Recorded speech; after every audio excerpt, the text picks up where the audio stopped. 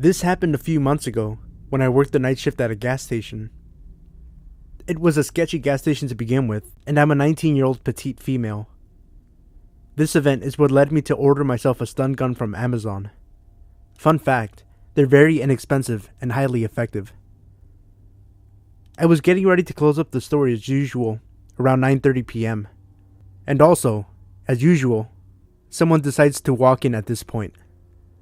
I politely say, "Sorry, we're closed," and he walked back out. I should mention that my boyfriend was always at the store by 9 to pick me up and to make sure that there wasn't anyone waiting to ambush me as I left. At the time, I thought it was a little overboard, but I can't even tell you how much I appreciate it now. After the person left, I locked both of the doors to prevent it from happening again. I finished closing out the register when I noticed the person standing outside in the shadows. The only reason I could see him was because he was smoking a cigarette. I freaked out a little, and I asked my boyfriend to pull around to the other door that he wasn't near, so that if he did have bad intentions, I'd at least be able to have a chance to get away. He pulled up to the door, and I saw the person stomp out a cigarette and start walking towards the back of the building. I was relieved, so I got in the car and started telling my boyfriend how creepy he was and blah blah blah. We started heading up the road to go home. This is where shit really got weird for me. My parents were gone for the weekend. My little brother plays lacrosse for a traveling team, and they were out of state. Me and my boyfriend were house sitting to take care of all the animals. I swear my mom would be considered an animal hoarder if they weren't so well taken care of. Anyway, as we're driving, I noticed a silver Toyota Camry behind us. I didn't think much of it at first, but then we turned onto my street and it was still tailgating us. I couldn't see who was behind the wheel because he had his high beams on and it was dark. We pulled into my driveway and the person slowed down and crept past my house at like 10 miles per hour. I was freaked out by this point and told my boyfriend what I'd seen. He brushed it off at first, saying they probably slowed down because we had to turn and they were so close behind us. I let myself believe it just because I didn't want to believe I actually had a creeper on my hands.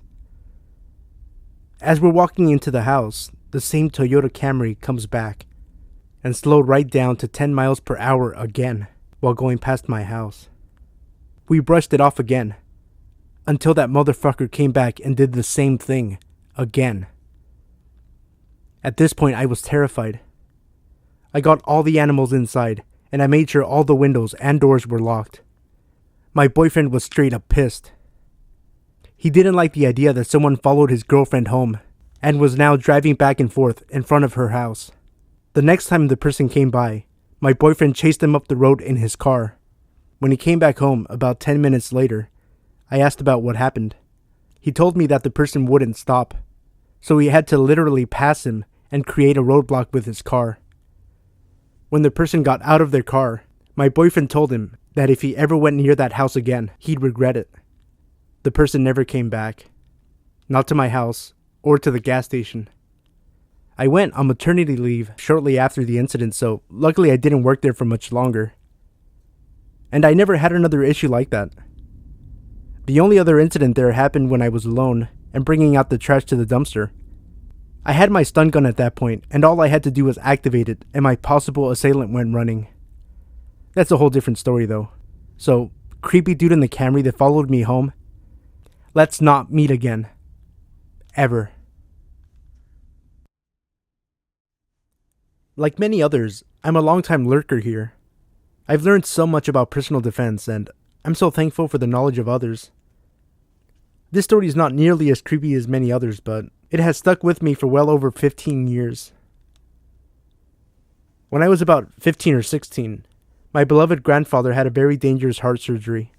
Thankfully, he survived and was placed in a nearby convalescent home. I visited him there often as the place depressed him, and I liked talking to the older adults that stayed there. Most of them were completely normal and with it. However, on one visit, I had stopped at a local chocolate shop so as to sneak in a sweet treat for my grandpa. I walked in and nodded to the nurse, who recognized me by now. As I trotted down the hall, an elderly woman in a wheelchair, who I hadn't seen before, started yelling, "What's in your bag? What's in the bag?" I was carrying the chocolate in a brown paper lunch bag, and figured she was just interested and suffering from dementia. She rambled some other incoherent things and eventually she rolled up to me. At that moment, she grabbed my arm like a vice. This very elderly, 90-pound woman had the grip of a hawk. Being 15 and generally pleasant, I simply told her I needed to see my grandpa.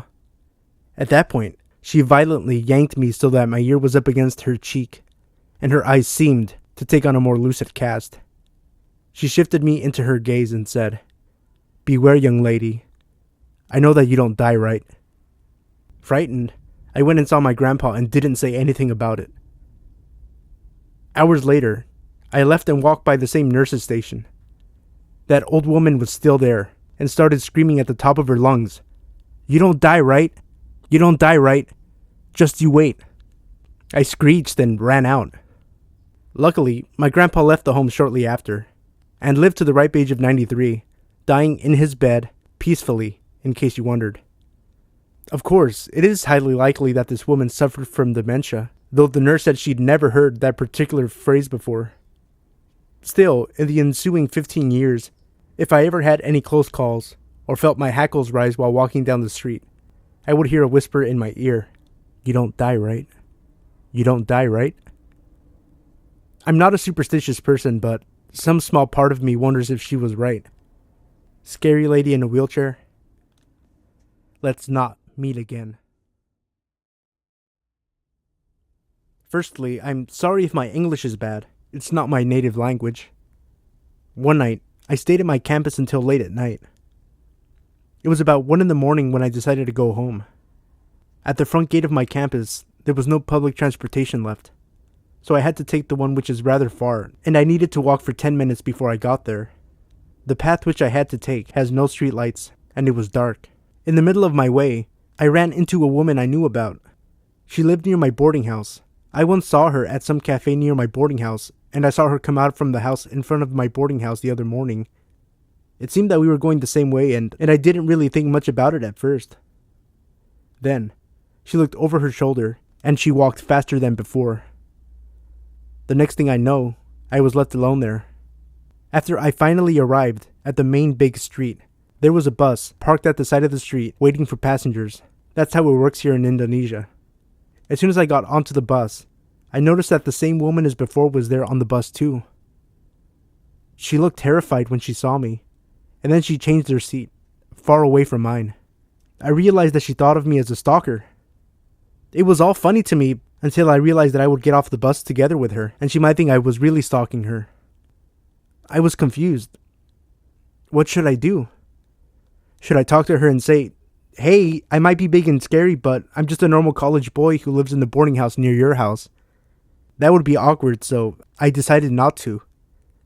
Finally, I get off the bus and yes, she got off there too, of course. My boarding house is located in a private housing complex. To get there, I have to walk through a small alley first. That night, the alley was very dark, and that woman was running in a hurry towards the alley because she thought that I was after her. I walked slowly, thinking that if she didn't see me right behind her, she might feel safe and let all of this go. I was very wrong.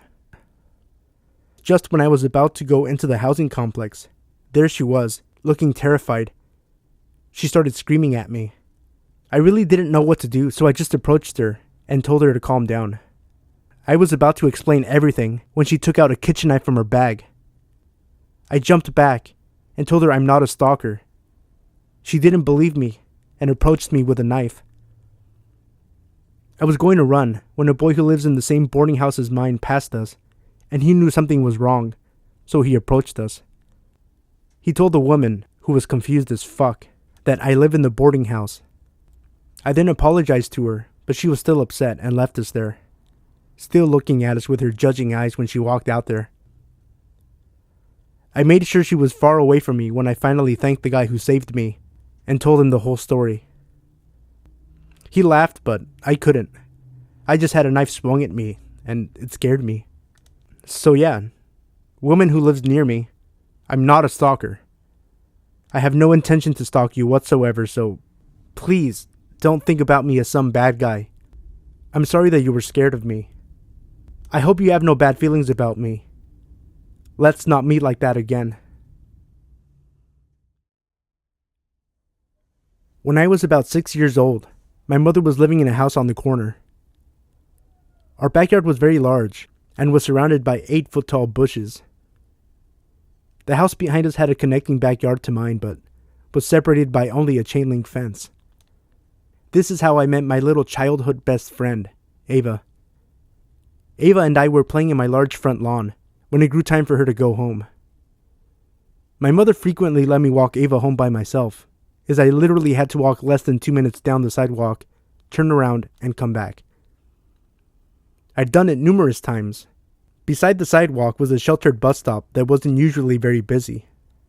We left my lawn in order to go onto the sidewalk and begin our journey.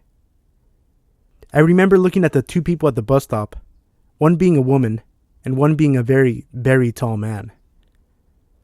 Both looked like they were in bad shape, and I suddenly wanted my mom to walk me. However, I didn't turn back because my mother would have told me to suck it up. People's appearances don't define who they are.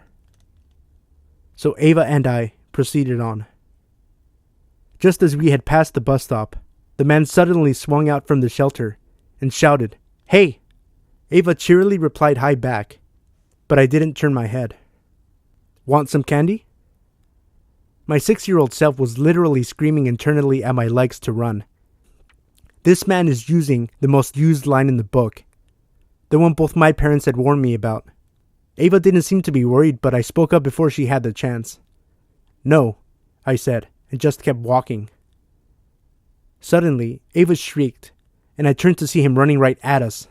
I said, "Do you want some candy?" he was shouting at us, and all I did was start running alongside Ava, screaming my little head off. I saw the tall bushes of my backyard to my right and grabbed Ava's hand and just dove into them. The bushes were just bushes, and we easily made our way into the backyard. I say easily, but both Ava and I had deep gashes on our faces from the sticks, but it was worth it. By then, my mom had heard us screaming, and she had come outside to see the commotion. We rounded the house and tried to explain through our sobs, but she got the picture. My mom grabbed the shovel and proceeded to run full force to where the bus stop was. Both the man and the woman were gone. We never had any incident after that, but creepy man with candy from the bus stop, let's not meet. This happened when I was 14 or 15 years old. My school has an option. If it's too far for you to travel to school, you can always opt to stay in the hostel. You pay a certain amount monthly, and on alternate weekends, they'll let you off to see your parents and go to town to hang out or get some personal supplies. This is an all-girls school. At the hostel, we experienced change of guard a lot of times after our previous guard passed away. The late guard was a nice chap, in his late 50s to early 60s, and acted more like a grandfather to us, bringing us food from his wife and candies. Till one day, a man in his 30s took the guard post, after quite some time of the hostel being without one. The new guard was a bit off. There were times when he would walk past our study room and stand by the window, staring at us. Other times he'd stay outside the gate near the shower room smoking ciggies. It creeped us a little, but we really didn't do much, as the wardens are also wary we won't be able to get a new guard if they fire him. So, he stays. Whenever he's around, and we get uncomfortable, we'll just close the door to the room we're in, so we can't peer inside. Fast forward a few months later, our panties started to go missing. We have this place right behind our hostel block that was allocated for us to hang our laundry and air it dry after we did them. Some girls will soak their clothes in softener for a night and leave the clothes, including panties, in a pail in the laundry room. The next day when we woke up, all of our panties were missing. It went on for a few weeks, and we started getting anxious about the missing panties. It came to a point where a few girls were left with only a few panties with them. They had to give their parents an emergency call to buy them more and send it to the hostel. Our wardens were getting anxious too. We alerted the school and local enforcement, but not much was done.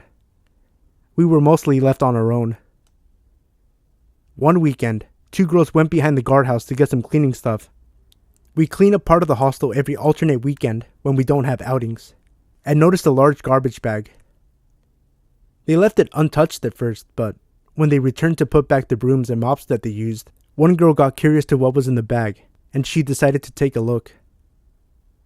Inside, there were heaps of our missing panties.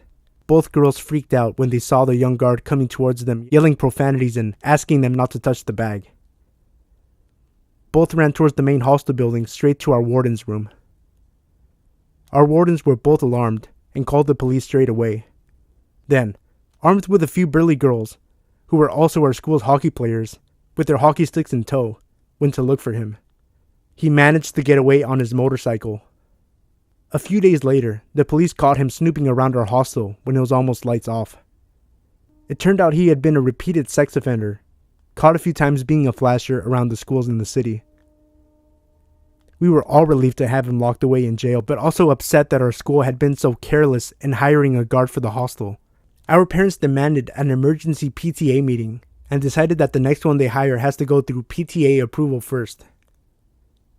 It was scary to imagine that this guy had the keys to almost all the rooms in the hostel, except for the dorms, where a dorm leader is given the keys to lock the door after lights out from the inside. But imagine what nasty things he would do if the two girls didn't discover the missing panties. After all, this man had been entrusted to guard us from harm, but he turned out to be the danger lurking around. I still get shivers down my spine when I think of him. So, perverted hostel guard, let's not meet again.